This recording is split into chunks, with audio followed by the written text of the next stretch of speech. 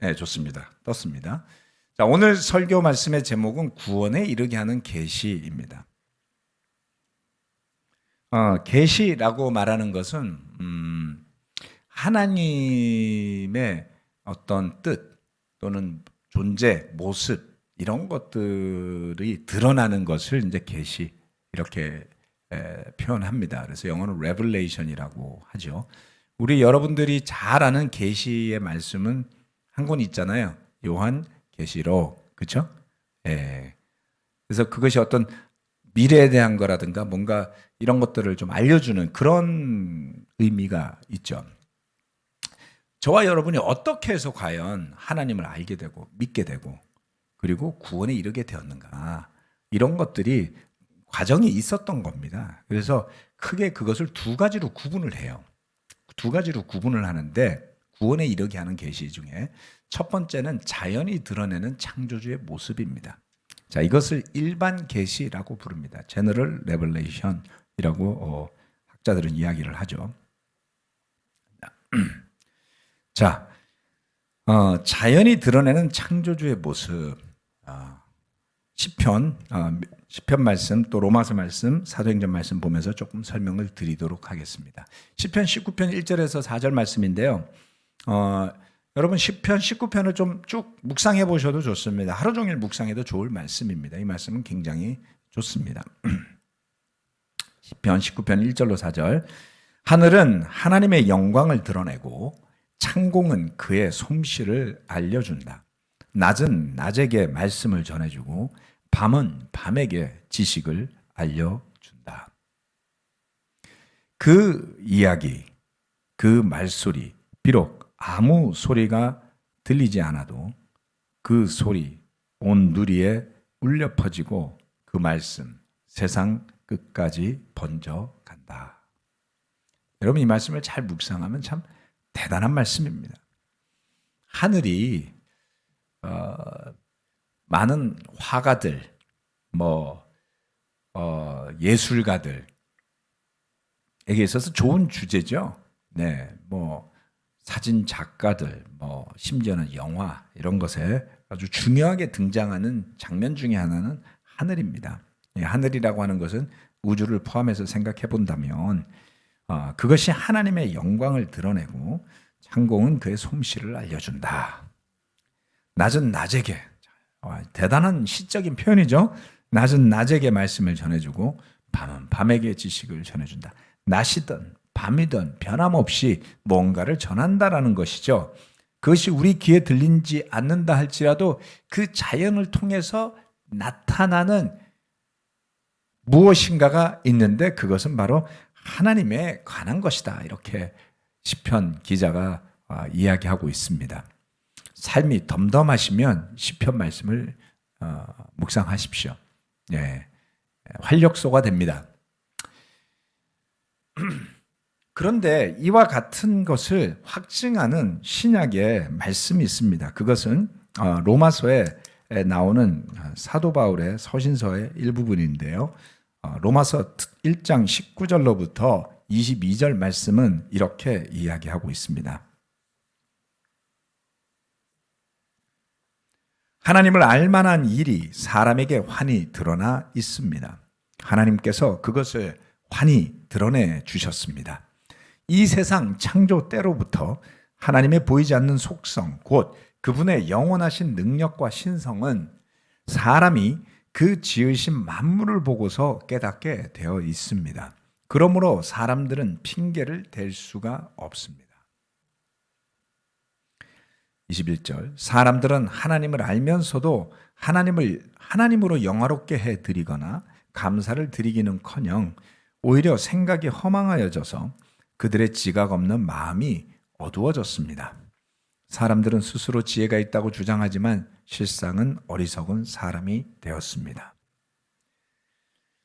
신약에서 가르쳐 주는 것은 이러한 내용입니다. 하나님을 알 만한 일들이 사람에게 환하게 너무나도 명백하게 드러나 있다라는 것이죠.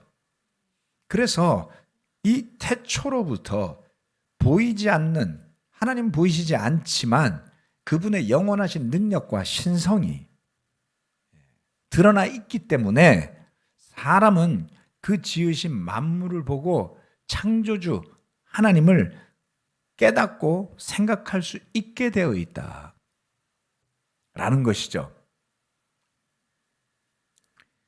그것을 억지로 부정하는 존재들은 결국 이 21절, 22절 말씀이 말하는 것처럼 허망한 생각 속에서 스스로 지혜가 있다고 주장하지만 실상은 어리석은 사람이 되고 마음은 어두워지는 쪽으로 가게 되는 겁니다.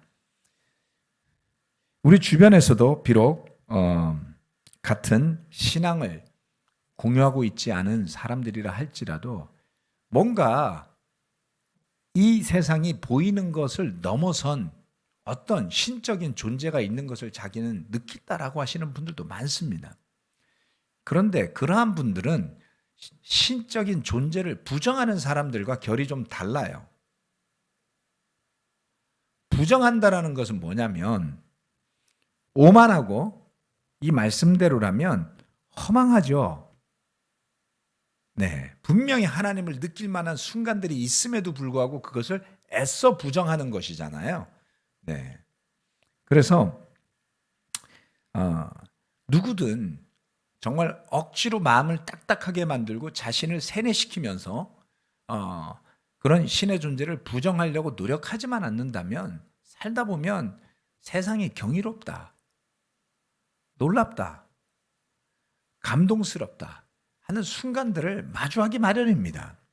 그러면서 우리 자신이 얼마나 작은 존재인지를 깨닫게 되고 마음이 넓어지게 되고 하나님을 향한 마음들이 생겨날 수 있다. 이러한 것은 아주 중요한 부분 중에 하나라고 저는 생각합니다. 즉 우리가 그리스도인으로 살아가면서 무미건조하게 사는 것이 아니라 일반적으로 드러나 있는 창조주 하나님의 모습을 우리 삶의 곳곳에서 느껴볼 수 있다면, 그렇죠? 그것이 얼마나 더 우리 그리스도인들의 삶을 영적인 삶을 탄력 있게 만들고 가치 있게 만들고 즐겁게 만들고 재미있게 만들겠습니까, 여러분? 네, 그러한 것들을 풍성하게 나눌 수 있다면 참 좋겠다라는 것입니다. 이러한 부분들을 보다 더 좀 더 구체적으로 신학적으로 정리하는 내용이 사도행전 17장에 나옵니다. 제가 신학적이라는 표현을 쓰면 어떤 분들은 좀 어렵다라고 생각하시는데요. 신학이라는 것을 쉽게 생각해서 해석이라고 보시면 됩니다. 즉 이러한 사람에게 하나님께서 하나님을 느낄 만한 것들을 만들어 주셨기 때문에 사람이 찾으려고 하면 그 하나님께 다가갈 수 있습니다라는 것을 바울이 역설하는 장면이에요. 제가 아주 좋아하는 성경 구절 중에 하나입니다. 무신론자들이죠. 다시 말해서 신의 존재를 모르거나 부정하는 사람들이 성경 공부를 할 때 이 구절을 잘 설명해 주면 아주 좋은 시작이 되는 것을 제가 여러 번 경험했습니다. 두 군데로 나눴는데요. 사도행전 17장 23절로 26절과 27절에서부터 30절까지 나눠서 읽도록 하겠습니다. 26절까지죠. 23절로부터 내가 다니면서 여러분이 예배하는 대상들을 살펴보는 가운데 알지 못하는 신에게 라고 새긴 제단도 보았습니다. 그러므로 나는 여러분이 알지 못하고 예배하는 그 대상을 여러분에게 알려드리겠습니다. 우주와 그 안에 있는 모든 것을 창조하신 하나님께서는 하늘과 땅의 주님이시므로 사람의 손으로 지은 신전에 거하지 않으십니다. 또 하나님께서는 무슨 부족한 것이라도 있어서 사람의 손으로 섬김을 받으시는 것이 아닙니다. 그분은 모든 사람에게 생명과 호흡과 모든 것을 주시는 분이십니다. 그분은 인류의 모든 족속을 한 혈통으로 만드셔서 온 땅 위에 살게 하셨으며 그들이 살 시기와 거주할 지역의 경계를 정해 놓으셨습니다. 이 부분은 잘 해석하셔야 됩니다. 자, 이것은 아주 중요한 말씀이죠. 네, 뒷부분을 읽고 나서 설명드리겠습니다. 27절로부터 30절. 이렇게 하신 것은 사람으로 하여금 하나님을 찾게 하시려는 것입니다. 사람이 하나님을 더듬어 찾기만 하면 만날 수 있을 것입니다. 사실 하나님은 우리 각 사람에게서 멀리 떨어져 계시지 않습니다. 여러분의 시인 가운데 어떤 이들도 우리도 하나님의 자녀이다 하고 말한 바와 같이 우리는 하나님 안에서 살고 움직이고 존재하고 있습니다. 그러므로 하나님의 자녀인 우리는 신을 사람의 기술과 고안으로 금이나 은이나 돌에다가 새겨서 만든 것과 같다고 생각해서는 안 됩니다. 하나님께서는 무지했던 시대에는 눈 감아 주셨지만 이제는 어디에서나 모든 사람에게 회개하라고 명령하십니다. 네. 자, 이 말씀은 무엇을 이야기하냐면 23절로부터 30절까지의 이 말씀 안에서 중요하게 말하는 것은 하나님께서 만들어 놓으신 우주와 그 안에 존재하는, 이제 우주라는 표현도 나오잖아요. 그렇죠? 예. 그 개념이 신약 성경에는 있는 거죠. 예. 우주라는 개념. 그 안에 우주 만물 안에 있는 모든 것을 창조하신 하나님, 그분이 어떤 분이신지를 설명합니다. 그리고 우리가 그렇게 드러나는 신의 모습을 잘못된 어떤 형상, 그 금이나 은이나 돌에다가 새겨놓는 것으로 하지 말아라. 그것을 올바르게 전하는, 그 하나님을 올바로 가르치는 곳이 있다. 그래서 더듬어서 찾으면 만날 수 있다. 이렇게 이야기하고 있습니다.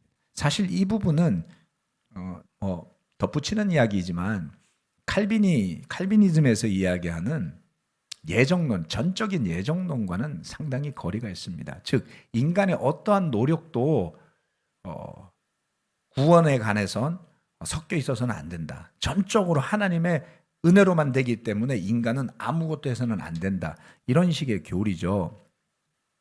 모르시는 분들도 계시겠지만 그런 교리가 분명하게 있습니다. 그러다가 보니까 세례 자체를 인간의 노력이라고 부정을 해서 세례를 구원과 관련된 부분에서 완전히 삭제를 시킨단 말이에요. 그렇게 생각하면 바울이 더듬어서 찾을 수 있다라고 말한 것은 인간의 노력이라고 봐야 되는 거 아닌가요? 오류가 생긴다니까요, 교리상에서. 그래서 중요합니다. 누구든 더듬어 보라는 거예요. 그 더듬어 보는 시도가 성경 공부잖아요. 그렇죠? 그래서 자연을 통해서 나타나는 일반적으로 우리가 하나님을 알만한 것들 속에서 그것이 단서가 되어서 찾아갈 수 있게 하는 것이 바로 이 자연이 드러내는 창조주의 모습의 역할이다라고 볼 수가 있습니다. 그렇지만 거기에서 한 발 더 나가야 돼요. 뭐라고 이야기하냐면 무지했던 시대에는 눈 감아 주셨지만 이제는 어디에서나 모든 사람에게 회개하라고 명령하십니다.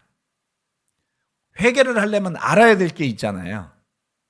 복음을 알아야 되죠. 자, 그래서 이것은 아주 중요합니다. 하나님의 피조물인 자연과 우주라는 그러한 것들은 시편 기자가 시편을 기록하던 시대도 있었고요. 그래서 그것이 기록되죠.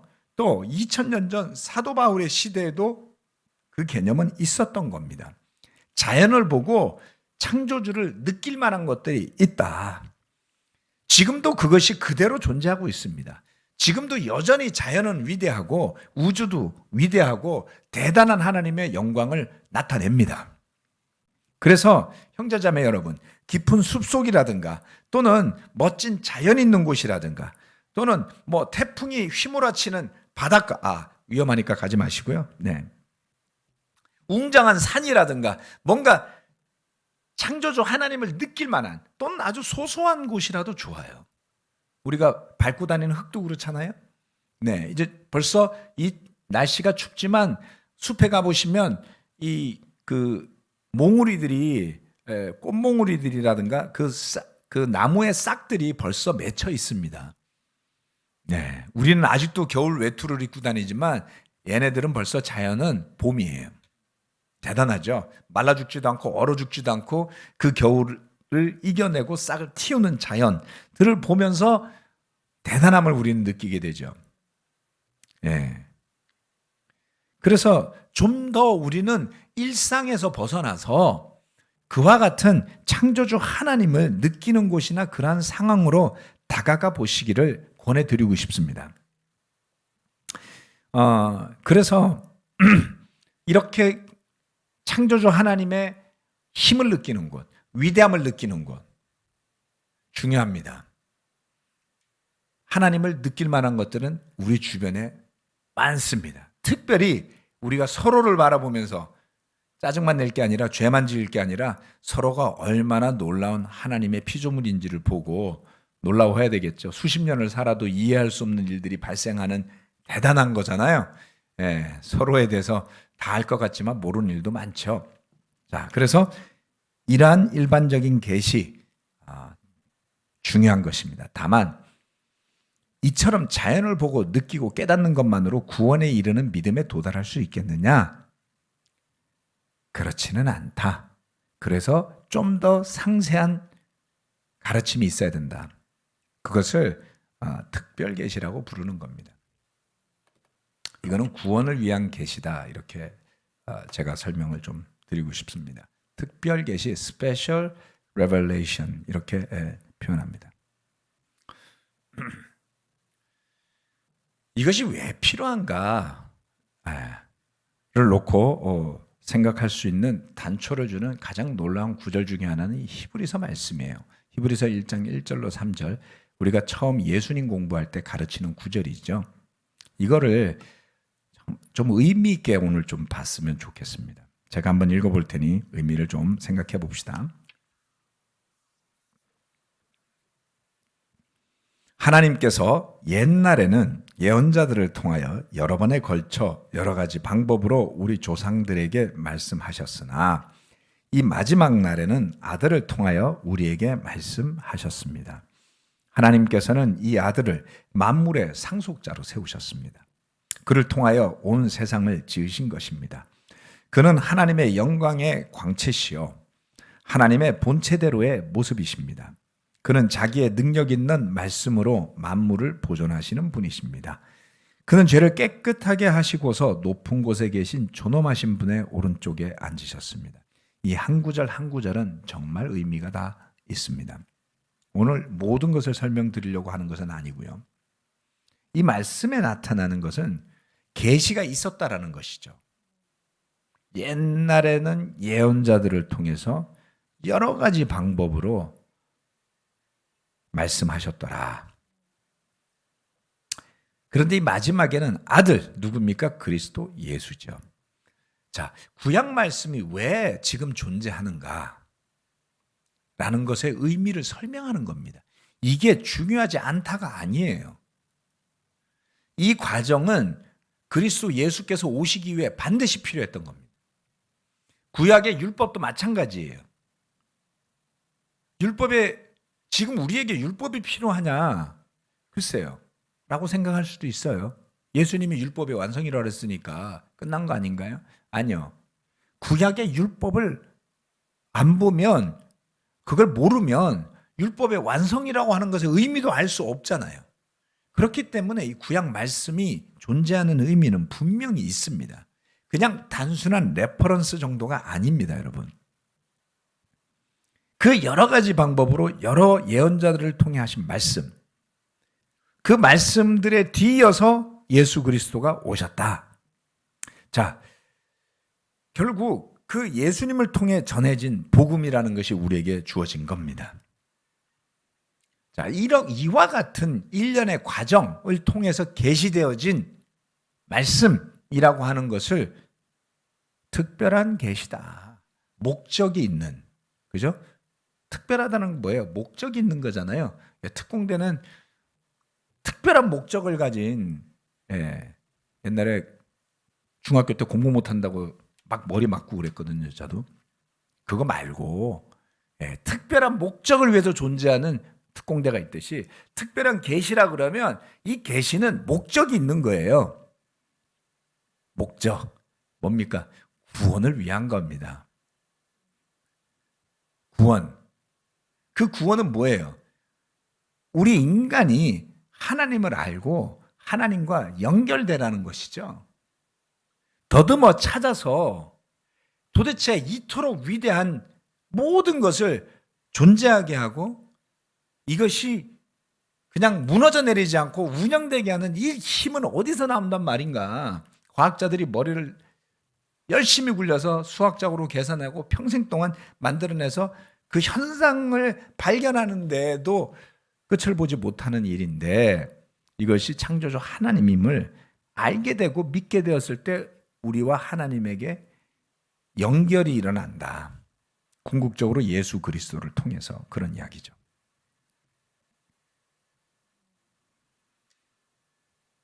하나님께서 우리 인간을 향해서 주신 특별한 구원을 위한 말씀들이 이 특별 계시입니다.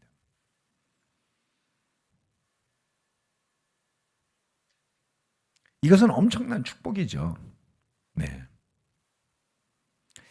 엄청난 축복입니다. 그 구약 말씀을 공부하고 묵상하면서 얻는 유익이 무엇일까요? 그것은 이런 것입니다.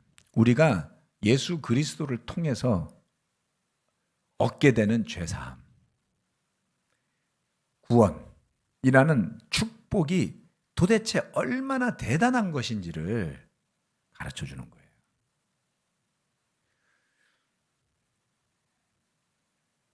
저와 여러분이 성경을 쓸 만큼 영감력 있고 성령으로 충만한 사람이 필요는 없어요.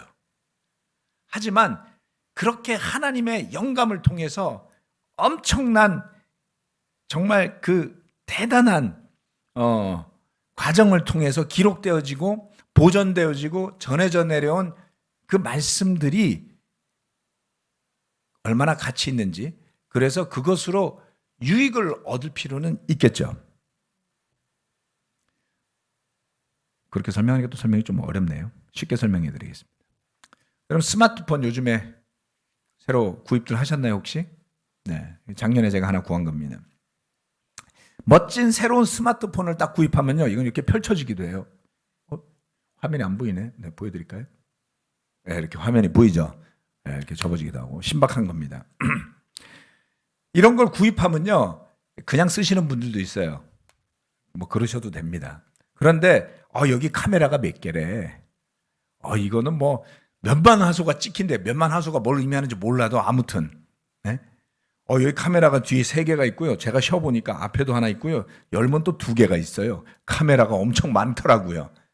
편해요. 이렇게 자랑을 하는 거죠. 네. 뭐 메모리가 뭐 얼마가 있대. 우리 자매들 그런 거 잘 모르시죠.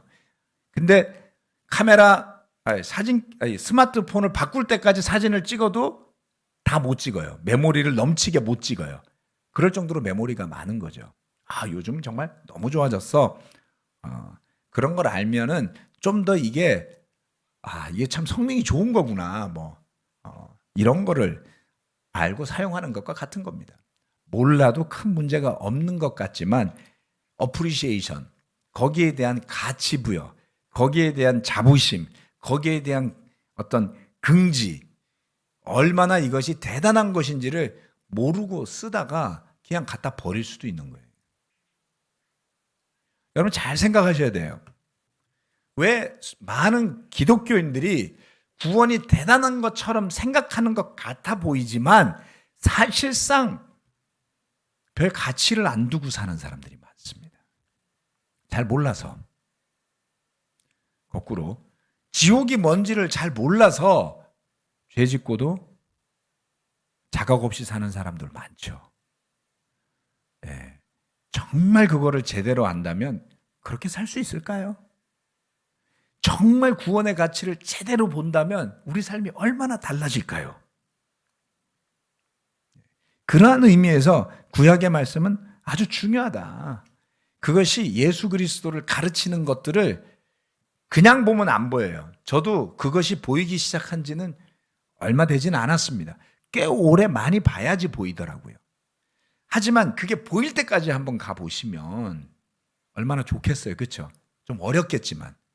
그래서 제가 창세기 말씀 3, 4월 달에 마무리하기 전에 30장 뒷부분부터 50장까지는 한 번씩은 꼭 빠지지 말고 읽어봐 주십사 부탁을 드립니다. 한 20장 정도 되니까요. 처음부터 끝까지 한 번 더 읽어보시는 분들이 계시다면 특등생. 자, 30장부터 50장까지만이라도 한 번 더 읽어보신다면 우등생. 그것도 안 읽어보면 합격. 왜? 설교는 들으니까. 설교도 안 들으신다면 아무 상관없죠. 어차피 이것도 안 들을 테니까. 해당 사항 없는 겁니다. 그냥 그분은 저하고. 자, 그래서 설교만 들어도 합격. 이런 은혜가 어디 있어요. 자, 그래서 한번 해보셔라 이렇게 부탁을 드리고 싶습니다. 몇 구절을 더 보시겠습니다. 자, 그래서 이렇게 예수 그리스도라는 분이 오셔서 하나님의 아들로 오시는 과정, 만물의 상속자, 이것도 잘 안 와닿으실 거예요. 온 세상을 그분을 통해서 지었다, 이것도 잘 와닿지 않습니다. 우리는 우리 스스로 짓는 게 별로 없으니까요. 하나님의 영광의 강체시요 하나님의 본체들의 모습, 이것도 잘 와닿지 않으실 거예요. 넘어가겠습니다. 그런데 우리가 너무나 잘 아는 요한복음 1장 1절로 3절 말씀을 한번 보면 이렇게 이야기합니다. 태초에 말씀이 계셨다. 그 말씀은 하나님과 함께 계셨다. 그 말씀은 하나님이셨다. 그는 태초에 하나님과 함께 계셨다. 모든 것이 그로 말미암아 창조되었으니 그가 없이 창조된 것은 하나도 없다. 뭔가를 굉장히 짧게 써머리했어요. 여기에 보면 말씀이라는 존재를 설명합니다. 다른 어떤 곳에서도 볼 수 없는, 물론 잠언에도 좀 있습니다만은, 이 태초부터 있었던 말씀, 하나님과 함께 계셨던 그 말씀, 그리고 하나님과 동등한 그 말씀, 그리고 1장을 읽어나가다 보면 그것이 예수 그리스도이신 것을 우리가 알게 되죠. 이것은 무엇입니까? 예수님은 그 존재 자체로서 하나님 아버지를 드러내고 나타내는 말씀이라는 것으로 표현되는 존재인 거예요. 여러분, 이거 대단한 겁니다. 누가 이런 상상을 해낼 수 있겠습니까?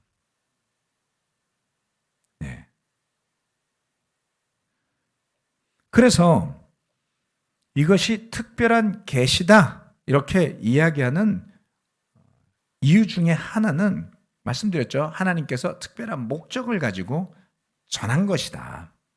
그리고 그것이 아주 특별하게 이 모든 계시의 말씀들이 예수 그리스도에게 초점이 맞추어져 있다.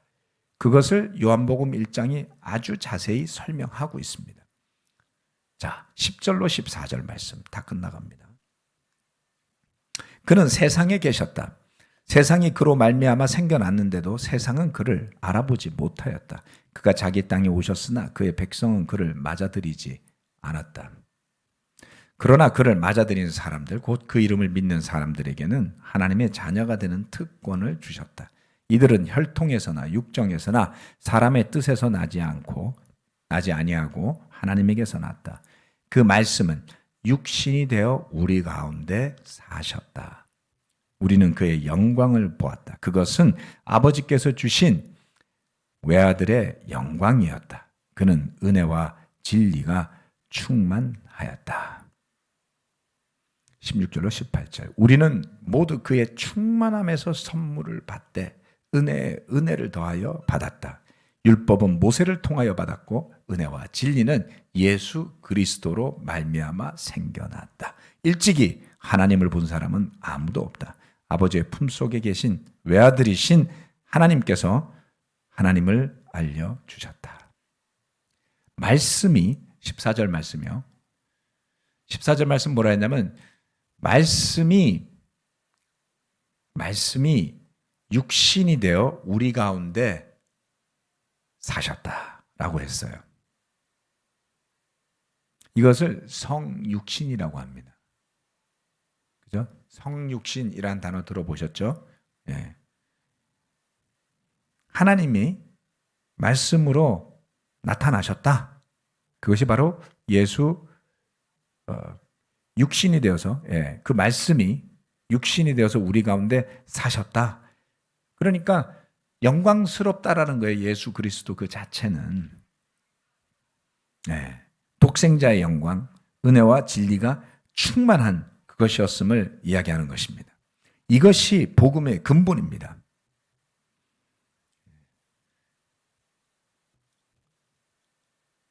어마어마한 역사를 통해서, 어마어마한 과정을 통해서, 수많은 사람들의 삶을 통해서 증거되어진 거예요. 여러분, 아브라함이 그것을 위해서 75세에 고향을 떠나서 평생을 이방 땅에서 살았습니다. 거듭 말씀드렸다시피 아브라함이 부귀영화를 누리고 너무너무 수많은 자녀들에게 둘러싸여 행복하게 살았다? 글쎄요, 그건 아니에요. 그는 그 예언의 말씀들을 지키기 위해서, 하나님의 부르심의 응답에 순종하기 위해서 이방 땅에서 평생을 보내고 죽습니다. 이삭은요. 이삭의 친척들도 전부 하란에 있었어요. 그렇지만 이란이 아니죠. 이삭과 하란을 붙였네요. 이삭은 아버지의 고향이 아니라 아버지의 약속의 땅을 떠나지 않습니다. 말씀드렸죠? 우물 때문에 이삭은 우물을 정말 많이 만들었어요. 우물을 여러 번 팠습니다. 왜요? 자꾸 우물이 뺏기니까. 서러운 일 아닙니까, 여러분? 하란에 이삭이 하란으로 돌아간다면 거기에는 우물이 있지 않나요? 그렇죠? 야곱도 그 우물에 나중에 가게 되고, 그다음 이삭의 아내 레베카 리브가를 데려온 그 종도 그 우물을 가서 물도 마시고 했잖아요. 고향에 가면 우물도 있고 친척도 있는데 이삭은 먼 타향에서 우물을 뺏기는 삶을 살았죠. 야곱은요. 그들의 삶을 보세요. 그 사람들이 대를 거쳐서 왜 그 높디 높은 땅, 세겜에서부터 헤브론에 이르는 땅에서 살았는가? 거기가 정말 기름지고 좋은 땅이었는가 살펴볼 필요가 있습니다. 무슨 이야기냐면 창세기 말씀에 그 전체는 아니지만 한 부분만 보더라도 그것을 그저 그들의 삶으로만 보시지 말고 그들을 통해 계시되어졌던 말씀들이 그 이후에 수많은 세대에 때때로 목숨을 걸면서까지 예언의 말씀을 지킨 사람들에 의해서 이 육신이 되어 우리 가운데 계셨던 예수 그리스도에게까지 이르렀더라는 겁니다. 그래서 우리가 구약 말씀을 대할 때에 단지 어렵다, 좀 잘 와닿지 않는다, 이런 이유로 멀리 하시지 말기를 저는 부탁을 드립니다. 오랜 시간이 흘러서 제자로 사신 지 많은 시간이 지날수록 영성이 더 단단해야 합니다, 여러분. 처음에 익사이팅하던 마음도 많이 사라졌을 거고요. 또 살면서 또는 교회 안에서 부대꼈던 많은 문제들로 인해서 실망감도 있었던 때도 있었는지 모르겠어요. 나이가 들수록 삶의 무게도 더 무거워져 갑니다. 더 우리가 그리스도를 닮아가고 성화를 이루어가는 존재가 되어야 하지 않겠습니까? 그 본바탕을 무엇이 공급해 줄 수 있을까요? 우리 육신은 낡아져 가는데 우리 속사람이 끊임없이 새로워지는 것은 성령님의 능력이고, 그 성령님이 자극받고 그 성령님이 우리 안에 활동하도록 하게 하는 것들이 더 풍성해야 하는 겁니다. 그래서 그러한 것들이 더 풍성하게 될 수 있도록 함께 고민하고 함께 돕고 함께 나누고 하는 영적인 공동체를 형성하는 것이 우리 제자들의 삶의 아주 중요한 부분임을 기억해 주시기를 부탁을 드리고 싶습니다. 이런 계시의 말씀들, 그리고 예수 그 자체를 통해서 창조주 하나님께서 얼마나 우리와 연결되고 싶어 하셨는지를 알게 될 때 그 구원의 계획에 더욱 감사하게 되는 것이지요. 이와 같은 부분을 좀 말씀드리면서 자연을 통해서 드러나는 창조주의 모습과 또 그 창조주 하나님께서 주시는 특별한 계시, 말씀, 성육시간 하신 말씀이 육신이 된 그리스도 예수를 통해서 우리가 얻고 이루어가는 구원의 가치를 더 깊이 있게, 가치 있게 함께 나눠보시면서 힘과 격려를 받으시기를 바랍니다. 이번 주 예배 11시에 일산 예배 우리 잠실교회 형제자매 여러분 다 같이 동참해 주시기 바라면서 기도하고 마치겠습니다.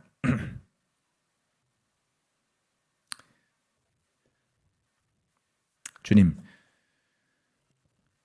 때때로 우리가 아주 소중한 선물을 받았다 할지라도 그 선물을 주고자 하는 준 사람의 희생과 수고가 얼마나 대단했는지 그리고 그것이 얼마나 가치로운지를 모른다면 종종 참 좋은 선물을 받았는데 어디 한 곳에 밀쳐놓거나 또는 심지어는 잃어버리거나 갖다 버리는 일이 일어날지도 모르겠습니다.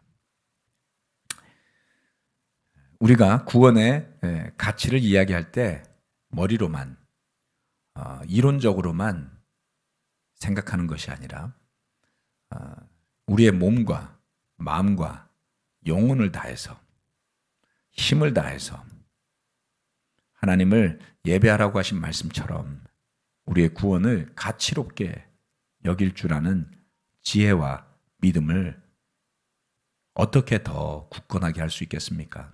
우리 형제 자매들의 마음을 축복하여 주십시오.